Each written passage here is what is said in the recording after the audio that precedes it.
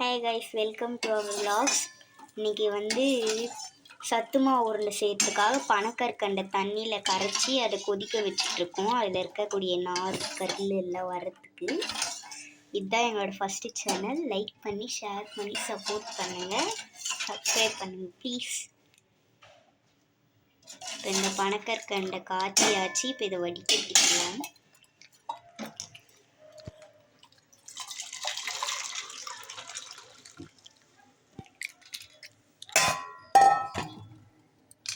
இதை வடிகட்டியாச்சு.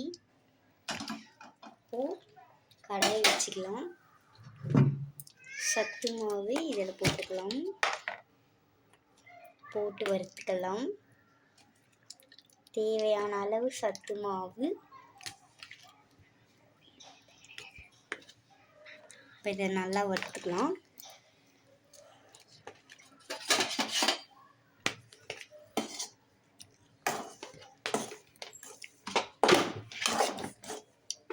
நல்லா இது வாசனை வர வெளியே வறுத்துக்கலாம். இதில் கொஞ்சோண்டு நெய், உங்களுக்கு தேவையானா நீங்கள் நெய் ஆட் பண்ணிக்கலாம். தேவையான அளவுக்கு ஆட் பண்ணிக்கோங்க. நாங்கள் நிறைய நெய் சாப்பிட மாட்டோன்றதுனால கொஞ்சமாக ஆட் பண்ணிக்குவோம். இப்போ இதை நல்லா வறுத்துக்கலாம். இப்போ இதை நல்லா வாசனை வர வரையும் நல்லா வறுத்துக்கலாம்.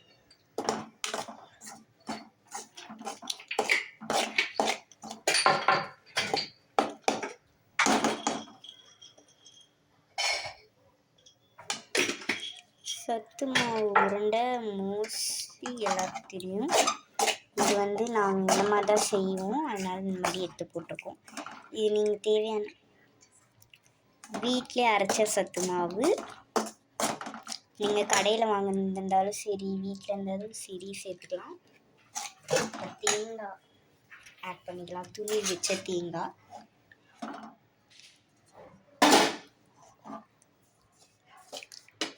சரி, தேங்காய் இப்போ ஆட் பண்ணக்கூடாது, உருண்டை பிடிக்கும் போது ஆட் பண்ணிக்கோங்க. சாரி, தேங்காய் துருவி வச்சுக்கோங்க. இந்த மாதிரி துருவி வச்சுக்கோங்க. இப்போ இதை வறுத்து எடுத்தாச்சு. இப்போ இந்த பாகு இதில் ஊற்றிட்டோம். இப்போ சத்து மாவை போட்டு நல்லா அது கொதிக்கணும். அது கொதிக்கிற நேரத்தில் கொஞ்சோண்டு ஒரு பிஞ்சு சால்ட்டு டேஸ்ட்டுக்காக, இந்த என்ன சொல்கிறது, புளிப்பும் ஸ்வீட்டும் ஒரு கலந்து ஒரு டேஸ்ட் வரும் இல்லையா, அந்த டேஸ்ட்டுக்காக ஆட் பண்ணிக்கலாம்.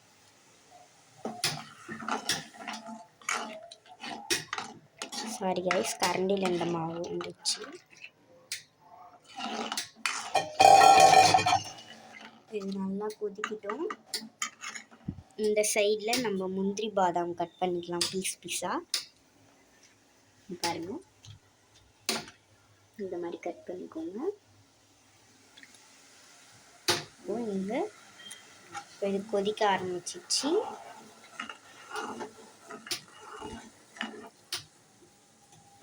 இப்போ இது கொதிக்க ஆரம்பிச்சிச்சு. இது நல்லா கொதிக்கிட்டோம்.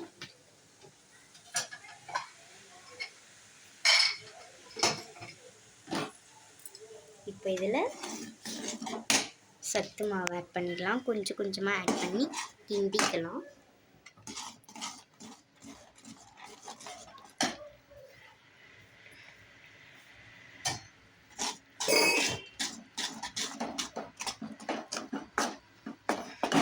இது நல்லா கிண்டிக்கலாம்.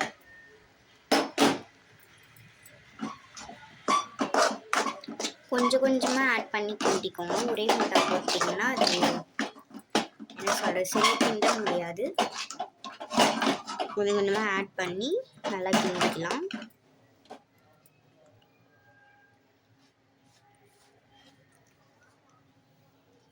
இப்போ தேங்காய் உதிரியாக இருக்கிற தேங்காவை போட்டுக்கலாம். இப்போ இது ஒரு மிக்ஸ் பண்ணிடலாம்.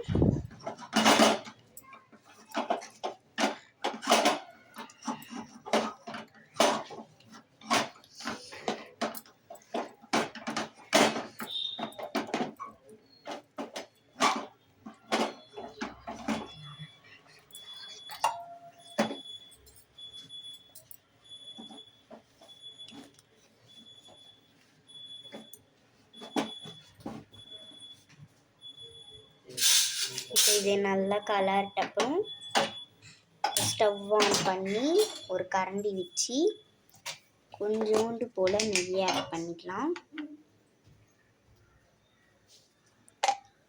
பாருங்கள், கொஞ்சோண்டு நெய். இதை காசிட்டு இதில் நட்ஸ் எல்லாம் போட்டுக்கலாம். நட்ஸுன்னா முந்திரி, பாதாம், கருப்பு திராட்சை, நீங்கள் வெள்ளை திராட்சை கூட போட்டுக்கலாம். பிஸ்தா கூட ஆட் பண்ணிக்கலாம். இப்போ நெய்யில் போட்டு இப்போ இந்த மாவில் நம்ம போட்டுக்கலாம். நல்லா வதக்கிக்கலாம்.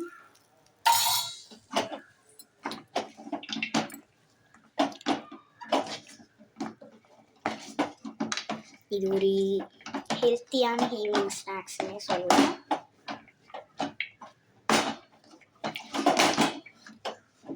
அதுவும் இல்லாமல் இது ஒரு ஸ்ட்ரென்த்தும் கூட உடம்புக்கு. நட்ஸு, நவதானியங்கள்லாம் சேர்த்து அரைச்சிருக்கிறதுனால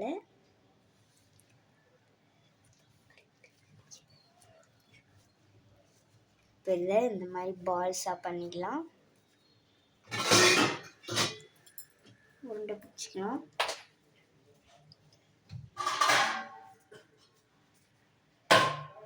இந்த மாதிரி நல்லா உருண்டை பிடிச்சிக்கோங்க.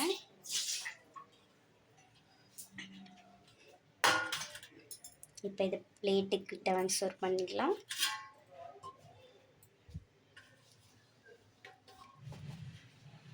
நல்லா பால் வீட்டுக்கு வராத மாதிரி பிடிச்சிக்கோங்க. இதை ஒரு பிளேட்டில் ட்ரான்ஸ்ஃபர் பண்ணிக்கலாம்.